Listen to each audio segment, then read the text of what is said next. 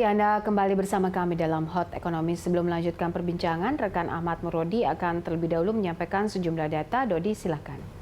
Ya, Popi dan juga pemirsa, perekonomian sejumlah negara-negara di dunia mulai menunjukkan pemulihan pada kuartal ketiga 2020. Negara ekonomi terbesar di Asia, Jepang dan Tiongkok berhasil lompat dari keterpurukan krisis pandemi COVID-19. Jepang melaporkan ekonominya tumbuh 5% pada kuartal 3 2020.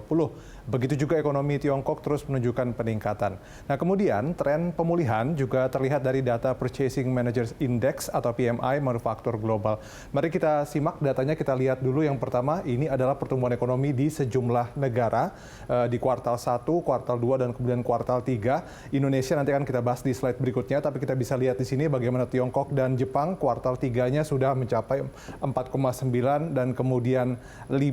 Bersama dengan Vietnam, ini adalah negara-negara yang di kuartal ketiga pertumbuhannya sudah positif ya. Sementara kalau kita lihat Korsel dan Amerika Serikat ini masih minus 1,3 dan minus 2,9. Kemudian Indonesia ada di slide ini. Kita lihat ya, ini di kuartal 1 Indonesia 2,9, kemudian di kuartal 2 turun drastis ya, minus 5,3 dan berhasil bangkit meskipun masih tumbuh negatif yaitu minus 3,49. Sementara Singapura justru belum bisa bangkit dari keterpurukan, di kuartal ketiga masih minus 7, Filipina bahkan minus 11,5, kemudian Jerman minus 4,3 dan Inggris minus 9,6 di kuartal ketiga. Bagaimana dengan year on year-nya? Ini kita lihat ya, 2019 kemudian proyeksi 2020 dan proyeksi 2021. Indonesia di 2019 5%, kemudian di 2020 proyeksinya antara minus 1,7 sampai minus 0,6. Sementara untuk proyeksi tahun depan sama dengan realisasi 2019 yaitu 5%. Sementara kalau kita lihat ini Tiongkok konsisten selalu positif, kemudian Vietnam juga seperti itu. Korsel memang di 2020 ini diproyeksikan minus 1,9, Amerika Serikat juga minus 4,3, meskipun tahun depan diproyeksikan itu akan tumbuh positif.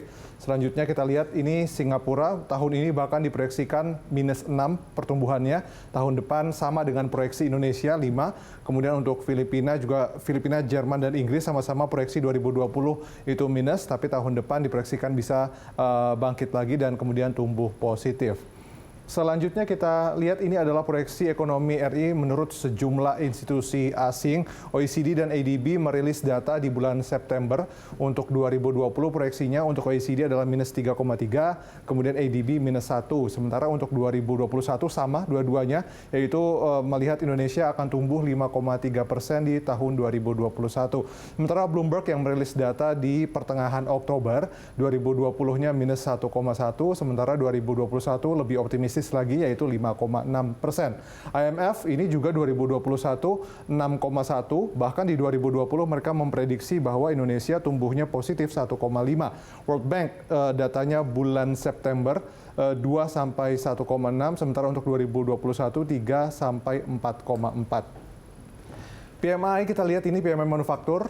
Juga kita lihat datanya untuk Indonesia, Anda bisa perhatikan yang di baris keempat itu masih di bawah 50 ya, di September dan kemudian Oktober 47,2, 47,8, sementara 4 negara dan satu kawasan ini masih di atas dari 50, Amerika Serikat misalnya, kemudian Tiongkok, Eropa dan juga India. India bahkan di Oktober 58,9 PMI manufakturnya. Kemudian untuk Jepang ini sekali 3 uang dengan Indonesia, September dan Oktober sama-sama masih di bawah 50, Malaysia juga sama, sementara Filipina di September 50,1 tapi kemudian turun 48,5, terbalik dengan Thailand, di mana Thailand itu September di bawah 50, tipis 49,9 tapi kemudian di bulan Oktober 50,8. Ya, demikian Popi informasi yang dapat saya sampaikan, kembali ke Anda. Baik, Dodi, terima kasih untuk informasinya. Pemirsa, kami lanjutkan Hot Ekonomi usai jeda.